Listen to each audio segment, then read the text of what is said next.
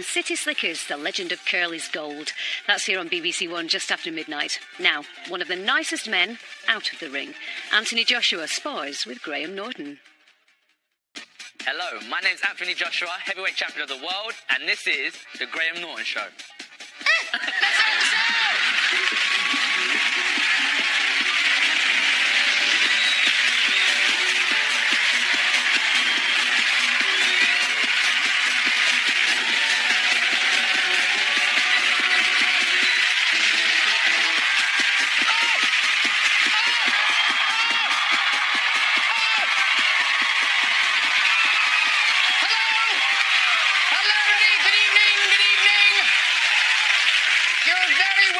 Show. The election's over! Yay! No more leaders' debates! Now we can get on with Brexit! Oh. Hey, what a result! Didn't see that coming. No.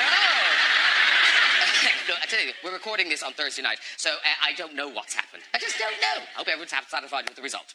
So, election aside, it has, of course, been another very trying week for the UK with our horrific events last weekend, just around the corner here on London Bridge. And obviously our hearts go out to everyone affected by that awful attack. But as dark as Saturday was, I don't know about you, I just thought it was so brilliant to see the way that London reacted.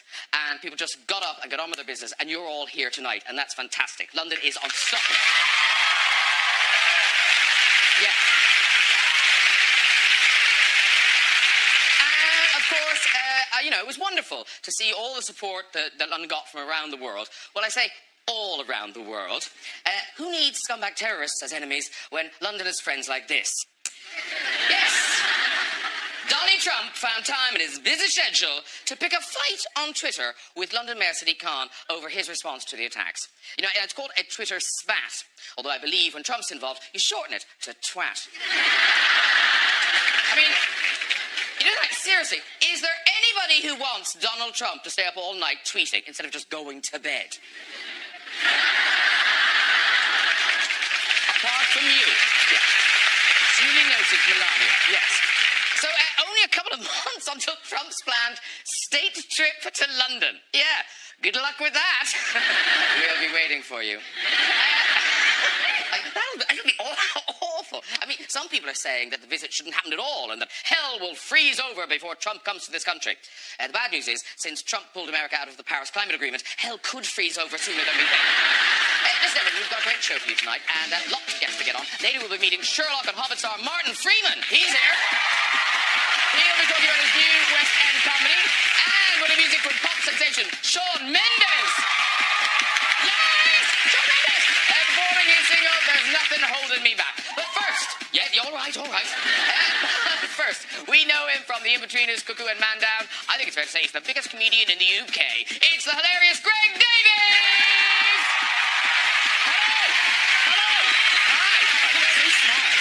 Really sharp. So sharp. Really sharp. Beautiful, yeah. Now, this British boxer is an Olympic gold medalist, an MBE, and a true gentleman of the sport. Please welcome the heavyweight champion of the world. It's Anthony Joshua! Yeah! There you go. Hello! Happy to see you. Really good to see you. Anthony Craig. And this Oscar-winning actress has become one of our finest leading ladies. Now playing the femme fatale in new thriller My Cousin Rachel. Welcome back, Rachel Weisz!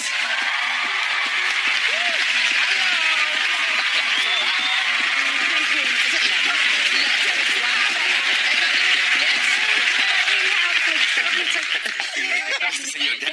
Yes, I know, we just did all that. Yeah, we just met out there. But do you feel like the smallest person on planet Earth? yeah, I do. If I took my heels off, I'd be your height. All sit down. It's early for a burn. I know. Actually, do you know what? I assumed you'd be taller than him, but no, shocked. you were even taller than him. Yes. Yet again, I've been bought on this show as eye candy. But they are impressively large. They are. Yeah. Yes. Very. Yeah. Thank you. I think Greg might be blushing. blood pressure. Waving his 14s about down here. But you carry it very well. You're very... Do you think? Yes, I do. Very sweet of you. They do, don't they? You know, because I think about being told, whenever you meet people, they go, you know, like us tonight, you kind of dwarf people. Like, here's a lovely picture of Anthony. You were at the Glamour Awards, I think, during the week. Yeah. They were, like... Oh, my gosh. I mean... That was Jerry Halliwell from Spice Girls. Oh. Yes. Yeah, from Spice Girls. It looks like a toddler has strolled up to you to ask for an autograph. But you have a weird Jerry Halliwell connection, don't you? Years ago, I grew up in the Meriden estate, and she lives in Hertfordshire, and we lived in a cul-de-sac, and a neighbour a few doors up, you know how it is, like, she was massive in the Spice Girls, and I heard she was across the road, and I was a super fan at around 10 years old, 8 years old, and I ran over, and I've still got my photo album, so I've got a picture of me and her, and I see her then at the Glamour Awards, and either you act like the big cool guy, like, yeah, how's it going, Jerry, you're right, yeah. But I was honest with her, and I was like, Jerry, I met you when I was this 10 years old, and it was nice to bring back that connection, because she's still friends with my neighbours, with my old neighbours. Were you her height when you were 10? He's still a dwarf in there at 10 years old. Really? Were you really tall at 10? Yeah, really skinny and tall, really skinny and tall. Wow. Yeah. Me too. Devastating for my self-esteem. But the thing is, boxing does have a really diverse group of fans. So you're waiting. I think you were in Wembley Stadium waiting to go on, and you got FaceTimed. Who FaceTimed you? It was interesting because I was getting physio and stuff, just getting the final bits and bobs done, and I've listened to hip-hop the majority of my life. And Dr. Dre, you know, we work with Beats by Dre and all that stuff, and it's not someone that you expect to call you. You only expect to work with the team who kind of help push your brand and stuff. And then they was like, come to the kitchen, and someone's on the phone and need to speak to you. So imagine, I'm like, for goodness sake, these lot don't leave me alone, man. I'm trying to do my physio. And I walk in and I'm eating my sandwich, and then Dr. Dre's on the phone. So it's like, I don't know who you look up to or who your music icons are, but Dr. Dre was one of mine, and it was unbelievable to have him on the FaceTime talking with me. And what did he say? Just like, good luck? Along the lines of that. Like, he speaks in a very well... Hello, it's Dre here. I want to wish you a lot of luck with the fight. What did he say? Was it private? No, just along the lines of, like, because of the type of fight it was, Klitschko, he reigned for 10 years and he's well known. Yeah. And I was up and coming. I was trying to get his belts. So he had heard about the fight and I really heard that got you've involved. never been knocked down, though. Is that... Yeah, is that in accurate? the fight. Yeah, in the professional ranks. Right. And, Klitschko, you know, he threw a punch and it whizzed past me and I slipped, actually. So I didn't actually go down, I slipped. No, he hit me with a sweep. Yeah. I didn't even see it. Do you want to see a clip? Where's that cord? I watched Anthony's fight on my own in my flat, and when he slipped and went down, I went, he's hurt! On my own. Now, listen, Rachel Weisz brings us a gothic romance, My Cousin Rachel. It opens tonight, and before we talk about it, just here's a taste of the film from the trailer. Okay. I began a little asking around. She's notorious for unbridled extravagance and a limitless appetite. You realize you could lose everything. I'm willing to take that risk. Rachel! Rachel! So completely infatuated with your cousin, are you not? How long have you been lying to me? Jane, where is she? The only thing that I lacked, Oh, my God. was you.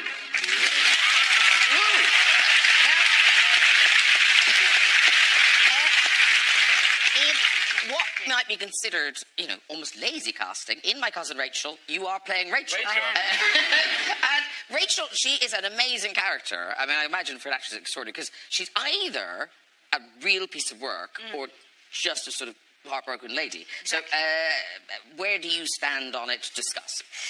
Well, when I first read the script, I got to the end of it, and I called the director who also adapted it from the novel, and I said, well, did she or didn't she? What she's accused of is having murdered her husband and now slowly poisoning this young man that Sam Claflin plays. So I called Roger and I said, did she or didn't she? And he said, I don't know.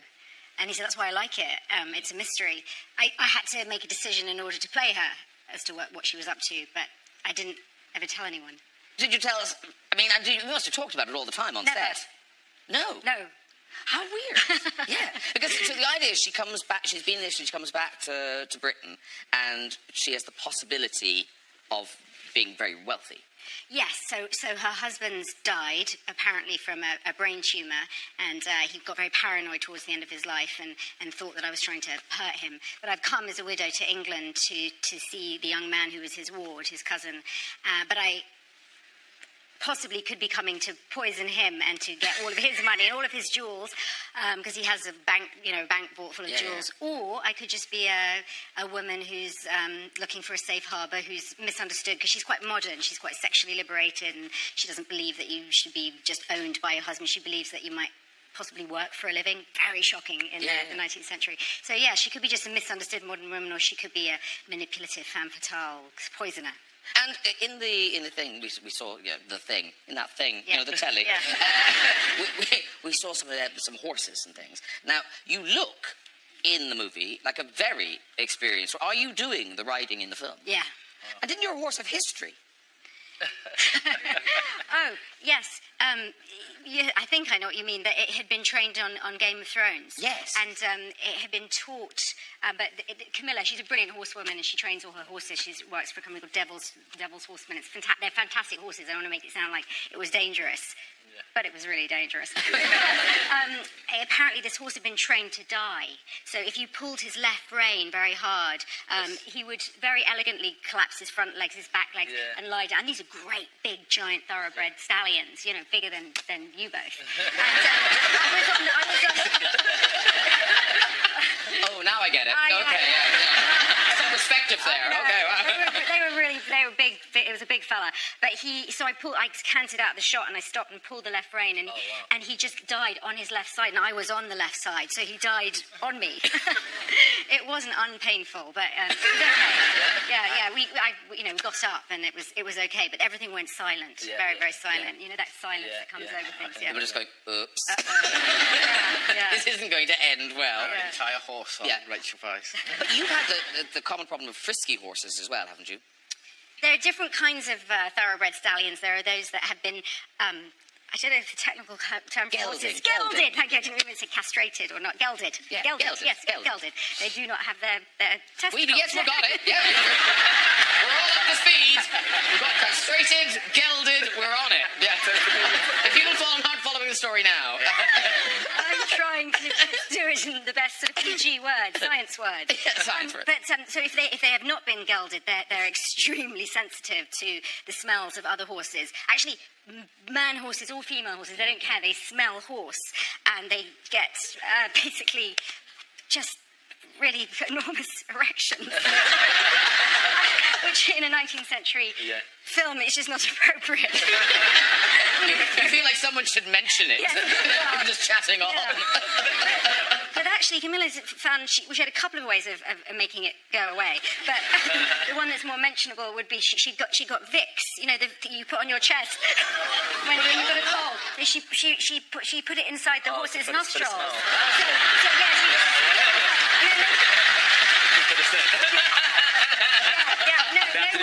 Nowhere painful. Yes. I want to know the method you can't mention. Yes, it was just. What's the science? The science. Well, it was just to get it done. Kick it. And that's like a party game. Kick the cock. Yeah. Come on, kids. That's a professional technique to get rid of a horse's erection. It's to kick it in the dick. And Rachel, are you a boxing fan? I'm Just speak to the PR team about it. The truth is, I can't watch it because I can't handle it because it's so real. I mean, it's not. There's nothing pretend about it. You have to come to a show one day, even though that's as real as it gets. But what's good, I think, and I'm going to sell it now, is I just think that the entertainment perspective, really getting involved. Like I've met you now, and when you meet someone, I think it makes it a completely different type of fight because you have that connection. I spoke to that person before, and then you see them in their job fighting.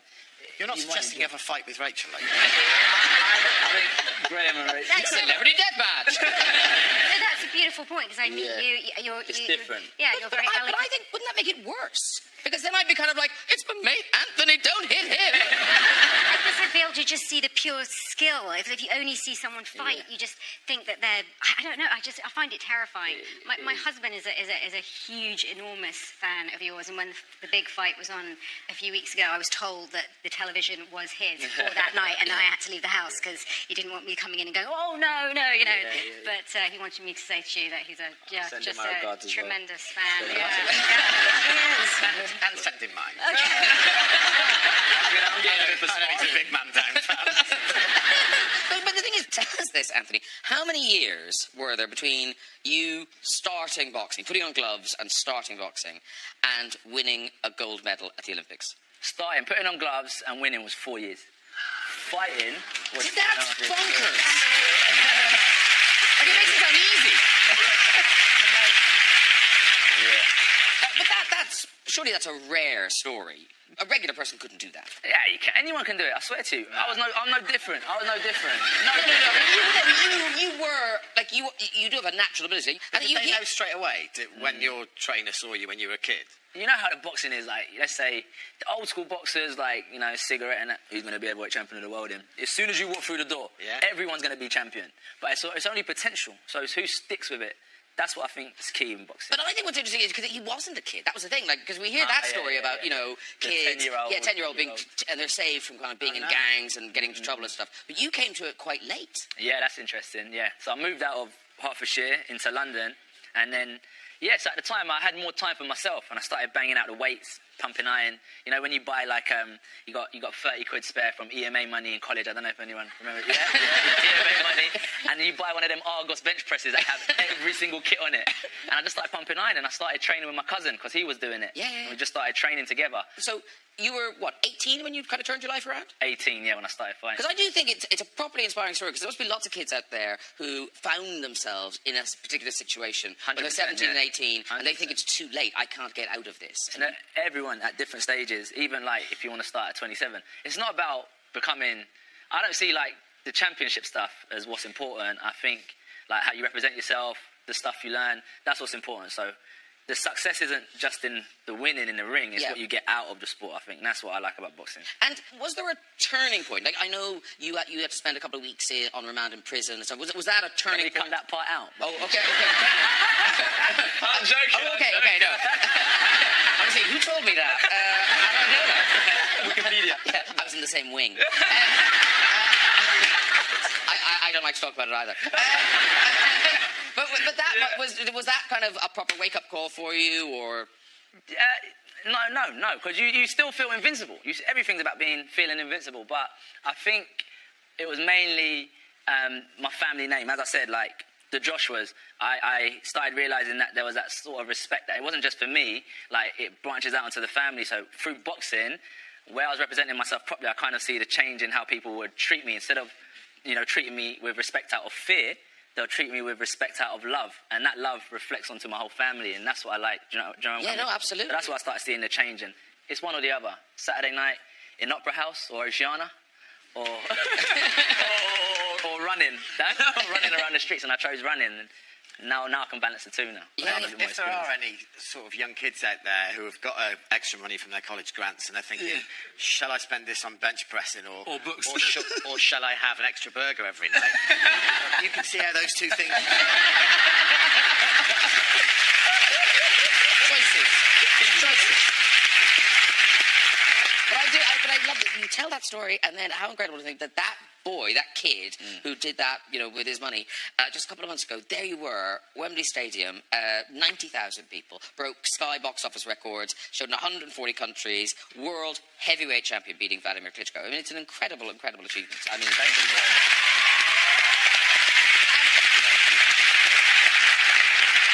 The thing that fascinates me, I think we've got a still of when you slipped. You can see the position I'm in now. Yeah, I mean, look, obviously there's some water there, I think. And, but when that happens and you find yourself on the canvas, and that's in the 6th round, you've been boxing for a while there. Like, where do you go to in your head to kind of, because it must be so hard not to think, this is over. You can think that. It's like, this is the one thing I didn't train for.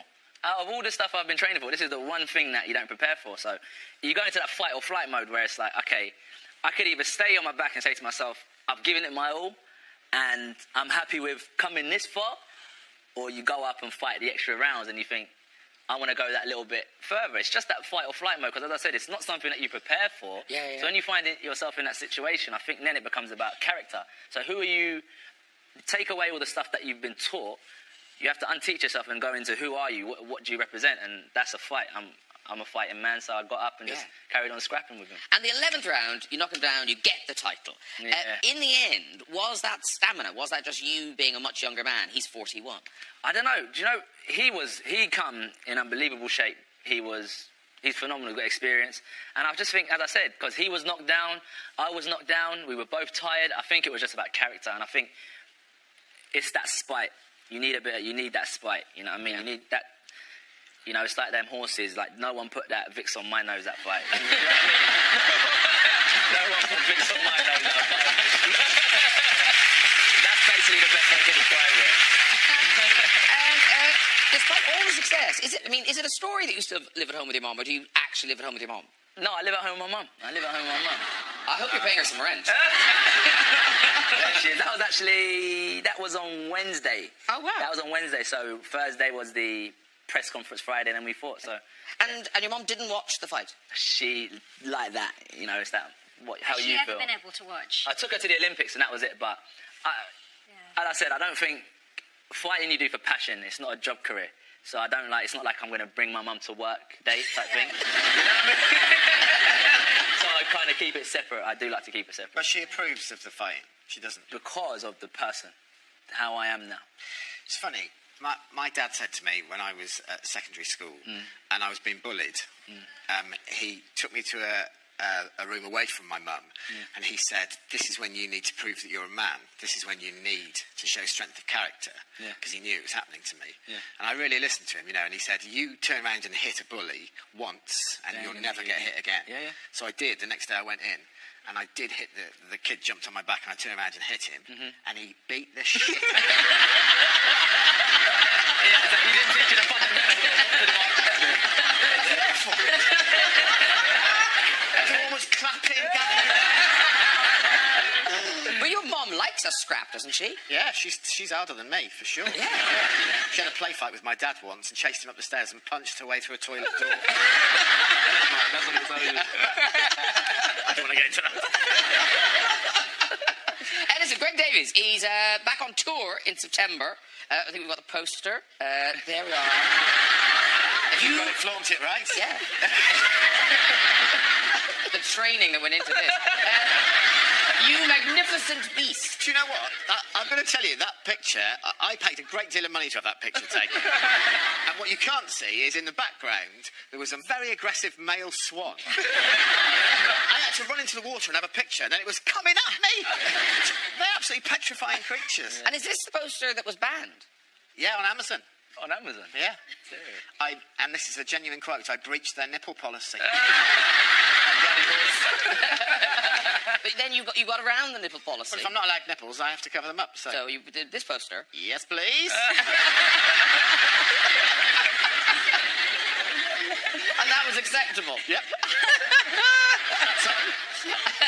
And why is it called You Magnificent Beast? Oh, I was just in a taxi in central London going home and I was stuck in traffic and my window was open and a really drunk student just dived through the window, grabbed hold of me, came really close to my face and went, oh my God, you magnificent beast. We should also say, Man Down returns to Channel 4 this summer. Series 4. It's a hit. It's still going. Yeah, and all the previous series are available to catch up on all 4. What can you tell us? You're filming it now? It's the last day tomorrow, actually. Last day wow. Filming, yeah. But it's... what can I tell you about it? It's the most ridiculous series so far, and probably the most offensive. But it's all based on your experiences as a teacher. Well, loosely, Graham. Well, except you say that every time Greg's here, you tell us stories of being a teacher, and I keep thinking, oh well, that's it now. He'll have told us you know, the funny things that happened to me as a teacher. But it seems like a bottomless pit, like school trips.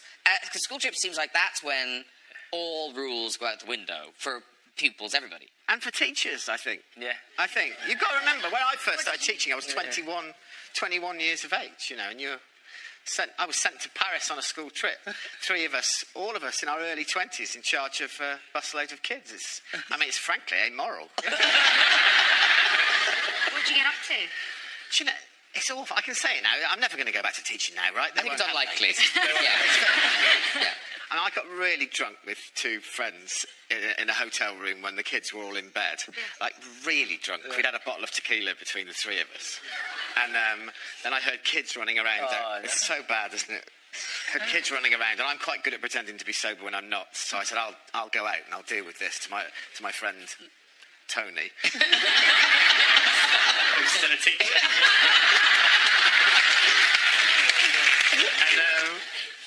And I went out and there were these kids all in their 90s and pyjamas all giggling, and I went out, what's going on here? And they were like, oh, sorry. I said, you know you should be in your bedroom, this is absolutely disgraceful. And I was doing a beautiful job when Tony came out of my room, and I don't know why, he was just in his boxer shorts. A really big pair of boots. He started going like this, you should be in bed.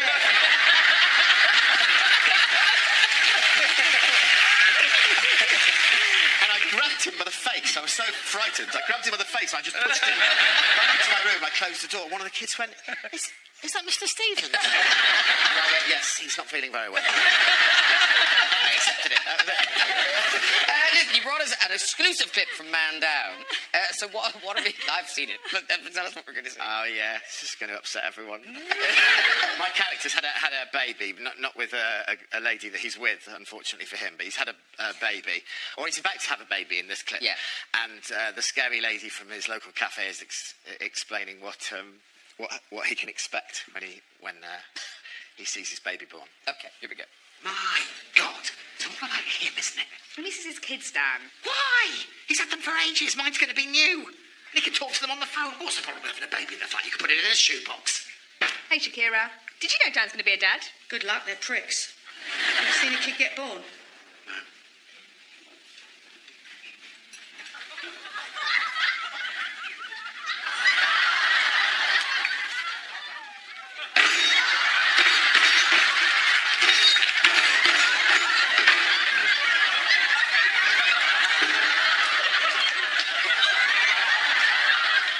You need to get a flat quick, Dan. Emma's going to need somewhere to rest that family.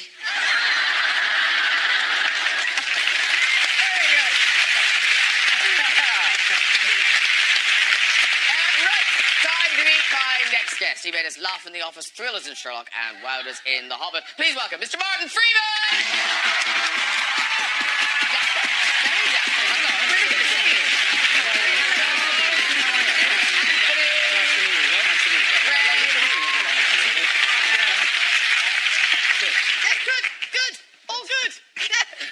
You sound very nervous. I know. No, I'm not saying a thing. Are you well? Yeah, have I made you nervous? No. I've been watching this backstage. You were happy as Larry. I'll tell you what it was. I just saw the 2 of you meeting them, and it was very Hobbit-like. That's all. It was just, and I was going to say it, and then I thought, that's really rude, don't say it, and now you've made me say it, so I feel bad. And you know, you've met Rachel before. We met briefly. Yes. We met briefly at the last Bond. The last Bond, we said hello. Okay, well done. Yeah. That's nice. Polite. And Greg, you do... I've never met Greg. No, we've never met. No, You're kidding. I used to spar with Anthony, but I've never met Greg. Now, Martin, you've got a new play. It's opening the West End not on the 15th of September. It's at Noel Coward Theatre, and it's Labour of Love. Yes. And obviously yourself and Sarah Lancashire. And broadly speaking, it is a play about the Labour Party. Yeah, it kind of is.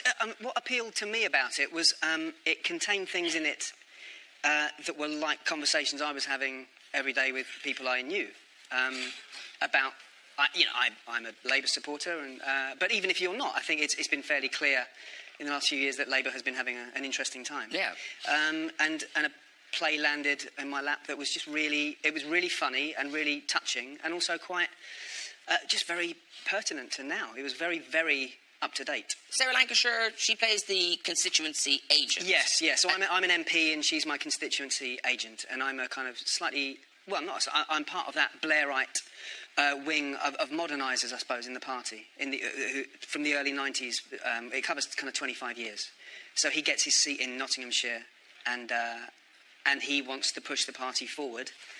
in the way that we all saw actually happened, and she is just from a more kind of traditional base. Yeah. And will recognisable politicians, do people play politicians we know in it? No, not really. No, I don't think so. I mean, I guess there are... No, I was going to say there are maybe types, but not even that, really. It's not a huge cast. I don't mean size-wise, but I'm the tallest person in it. And I make a point of that. Everything I do, I have to be the tallest person. That's why I work so little. But no, there are kind of, you would I mean, anyone who knows anything vaguely about British politics would know that I'm from that wing of the Labour Party that we're trying to modernise. Yeah. It's the old conversation of do you go and stay left-wing and true to your principles and run the risk of never being in power, or do you come a little bit over to the middle and, possibly win a term or two, And are you nervous about doing a play like this? Because, as you know, people love it when actors have opinions. Because, yes. Presumably do you get flack when you stick your head above the parapet? Yeah, I think, I mean, I'm a member of the Labour Party and I'm not ashamed of it. It's, it happens to be what my team is.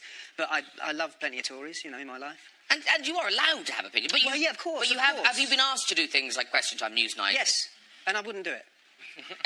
Because I'd get taken to the cleaners, I'd be hung out to dry completely, because these people, it would be like, should we have a fight? These people do it for a living. They do it 24 hours a day. And so there's, however right I feel, or however much I think, no, I think I'm right about this issue, someone could hang me out to dry in 30 seconds with a sort of well-placed statistic. So, and you're like, oh. Yeah, exactly. And then you know that. Are you a boxing fan? Yeah, sometimes. I watched the Klitschko fight. Yeah, definitely. It was the Joshua fight. For me, it's always been the Klitschko fight. Yeah. I was gutted that night. I did. It was amazing. Well done. Thank you very much. Yeah, really, really good. Yeah. Well, listen, I tell you, all of you, Anthony's going to give us some tips, I would say. Okay. Some tips on boxing. We've got a very, very, very high-tech piece of equipment over here. So if you'd like to come with me, it's over here. We've been playing with this all afternoon. I love this thing. Okay, so let's turn it on. Hang on. It's on. It's on. Now, okay, there we go. So I hit that. Yeah. Okay, so... It didn't talk... It didn't talk this afternoon. What's happened to it? Shut up! Just hit it. Oh, no, you serious? He's really going for it. Okay. Now, do you have any tips? Do you have any tips? Because you're in high heels. Should I take him off? No, chill. I think. Okay. We're taking this very seriously, ladies and gentlemen. He's talking to me. I think no run-ups. If you want to take them off, whatever you feel I wasn't even comfortable with. thinking about run-ups. So Rachel, go for it. No, don't take your shoes off. I'll just hit like a girl in these. Go on, Rachel. Yeah, don't you think? I love it. So competitive. I like that. Wow. She's down. She's down. She slipped.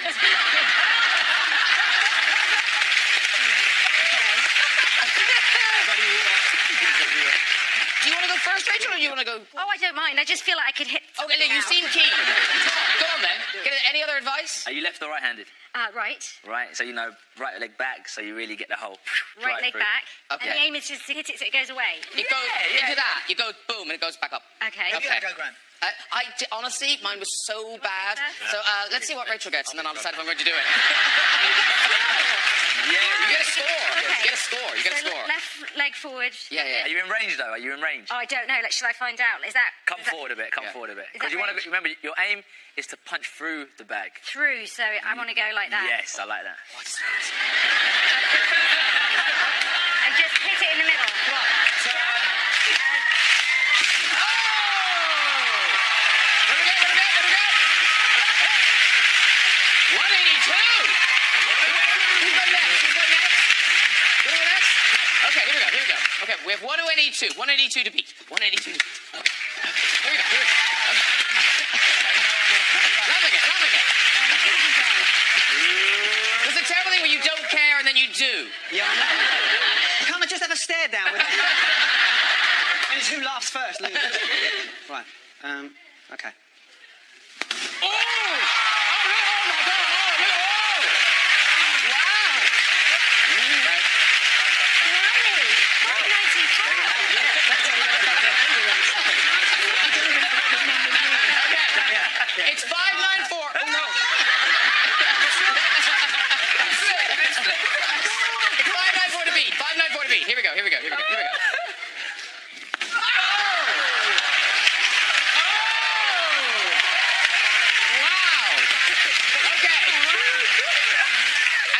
On to you. Are you on? Oh, no, Are you on? No, I'm so wrong.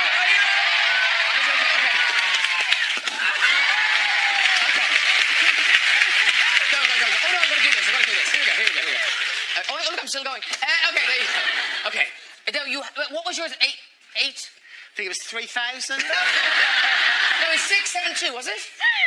What? 672. 632. So if you don't beat that, you've lost the title. Me. I mean, look at this. Okay, here we go.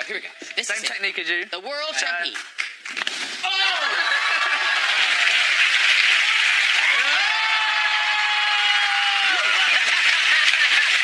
done, 848. Excellent. Very good, everybody. Well done. Right, it's time for music. This singer-songwriter went from social media phenomenon to one of the most successful pop stars in the world. Here performing his latest hit, There's Nothing Holding Me Back. It is Shawn Mendes.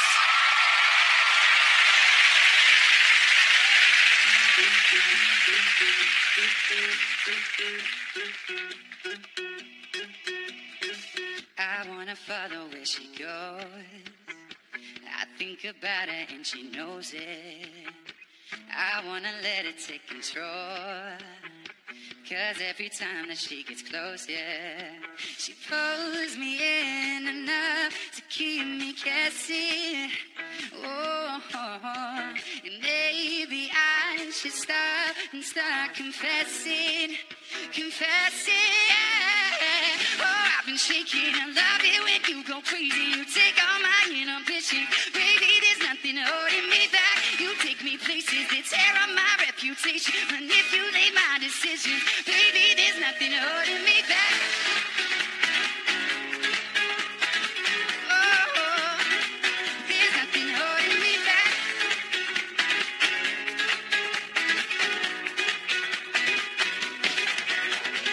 She says that she's never afraid.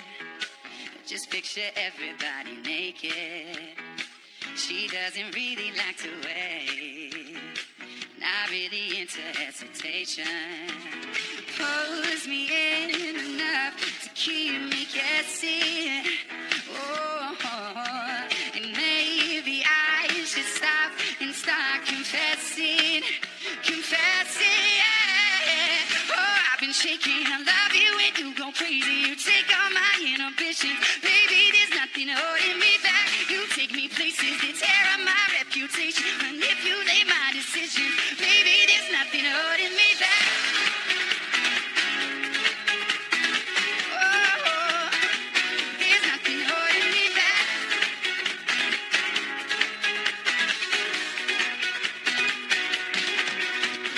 Crossed our minds and we took it way too far. I know it'd be alright. I know we would be alright if you were by my side. And we stumbled in the dark. I know it'd be alright. I know we would be alright. 'Cause if we lost our minds and we took it way too far, I know it'd be alright. We would be alright if you were by my side. And we stumbled in the dark. I know it'd be alright. We would be alright. Oh, I've been shaking. I love it when you go crazy. You take all my inhibitions. Baby, there's nothing holding me back. You take me places that tear up my reputation. Baby, there's nothing holding me back.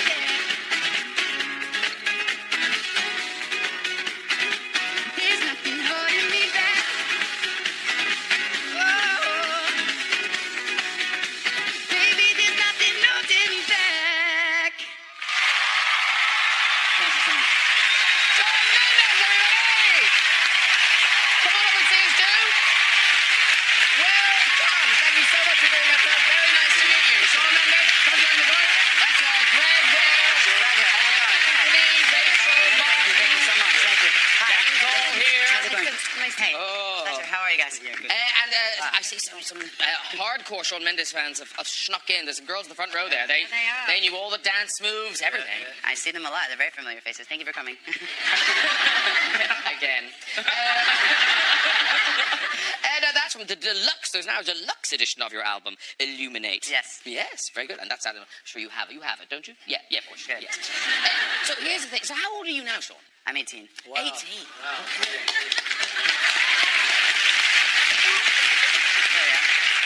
old are you? No, I'm 27. Okay, yeah. Yeah, no, he's really old. Yeah, I'm 27. I'm 27.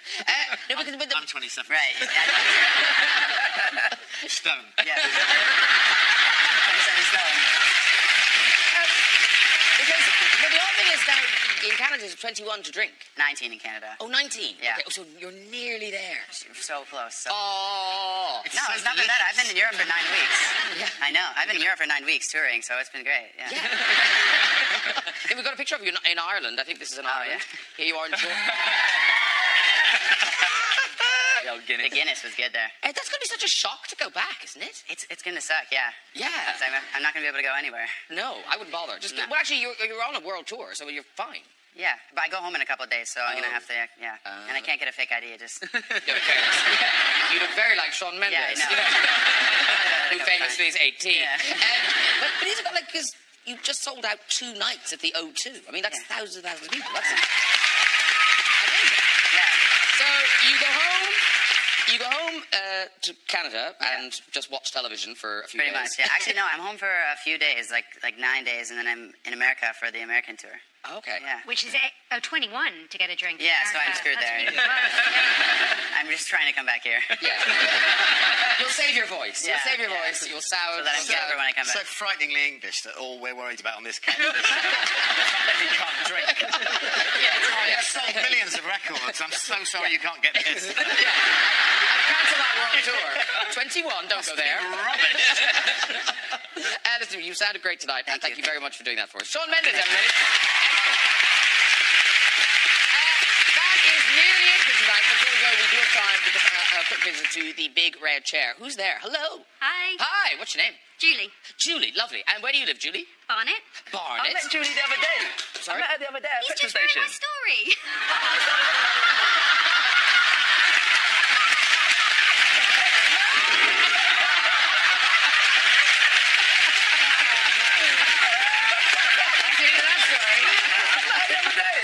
Sorry, I was thinking, I know that face. I don't forget a face. Did anything happen, or she just met you?